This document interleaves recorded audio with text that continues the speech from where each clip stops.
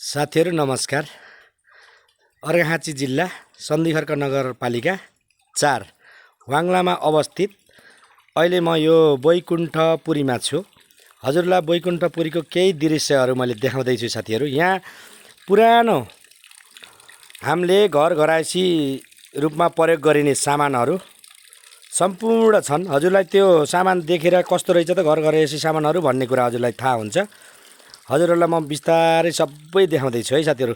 कसैले पनि video skip नगरिकन यस्तो नजारा चाहिँ हेर्न जरुरी छ है। किन भन्नुहुन्छ भने यो एकदमै उहाँ बुवाले यहाँ हाम्रा आदरणीय समाजसेवी व्यक्तित्व निमबहादुर रिजाल उहाँले यहाँ चाहिँ आफ्नो जग्गामा आफ्नो घर एरियाको जग्गामा यति राम्रो चाहिँ यो बनाउनु भएको छ, सङ्ग्रहालय बनाउनु भएको छ। यस्तो यस्तो सङ्ग्रह गर्नुभएको छ उहाँले। यो कुरा गरी साध्य नै छैन साथीहरू। ल हेर्नुहोस्, यो होका भयो, अनि यिनी यो के भन्छ यो स्पिकरहरू, यो चाहिँ हाम्रो ठेकीहरू भयो। मैले पनि पुरै जान्दैन, यो बुवाले बताइदिनुहुन्छ कि बताउनुहोस् त एक एक गरेर यिनी बताउनुहोस् त के हो नि, यो के हो? यो लालटिन भयो, यो हजुर यो भन्नुहोस् त, यो लालटिन भयो होइन। अनि हाम्रो यो बुद्धको मूर्ति भयो। अनि यिनी भन्नुहोस् त, यिनी के अरे? कोक्रो होइन। अनि यिनी सम्पूर्ण आइटमहरू। अब यो गदा होइन बुवा? यो गदा मैले यसो उचाल्नुहोस् त हजुरले, यसो उचालेर छोपेर देखाइदिनुहोस् त गदालाई हजुरले चाहिँ। गदा हेर, गदा ल हजुर राख्नु ल। यिनीहरू चौठी ठेकीहरू भयो है, यिनी चौठी ठेकीहरू भयो। अनि हाम्रो यो के अरे बुवा? पुरानो बन्दुक होइन यो 303 भन्ने होइन? यो नानीहरूको यो के को वेशभूषा हो यो बुवा? मगर ड्रेस बताइदिनु न। यो सारङ्गी होइन?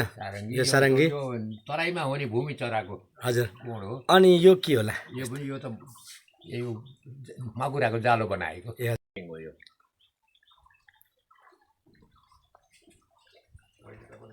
मगरको वेशभूषा जस्तो देखियो है। अनि यो डोका भयो, त्यो सिउँ भयो, यो ओड्ने सिउँहरू भयो। अनि हाम्रो यहाँ के छ भने यो फुगी भन्छ, तिनीहरू त्यो फुगो भन्छ। यहाँ आउँदा स्वर्गमा आए जस्तो महसुस हुन्छ। हेर्नुहोस्, स्वर्गमा आए जस्तो महसुस हुन्छ है। सबैजनाहरूले हेर्नुहोस् यो भिडियो जहाँबाट हेर्दै हुनुहुन्छ हजुरहरूले यो देखिसक्नु भएको छ होला। तर पनि अझै एकपटक मैले विशेष गरेर मैले सबै कुराहरू सोधेको छु बुवालाई। त्यो कुराहरू यो यस्तो राम्रो बनाउनु भएको छ भन्ने कुरो सीमा नै छैन। यहाँ हेर्नु त, यहाँ हामीले के देख्न सक्छौँ भने यहाँ पोखरी छ, अनि यहाँ शिव भगवानको मूर्ति छ बिचमा टक्क। अनि हाम्रो यहाँ ट्री हाउस छ है, ट्री हाउसको ऊ छ। अनि बच्चाहरू खेल्ने झुलाहरू छ। अनि हाम्रो यहाँ नीलकण्ठ भगवान, विष्णुको साक्षात् स्वरूप भन्छ हाम्रो नीलकण्ठ भगवान यहाँ विराजमान हुनुहुन्छ। नीलकण्ठ भगवानहरू पनि रमाइलो गर्दै घुम्न आएका छन् यहाँ। तर विशेष चिजहरू छन्।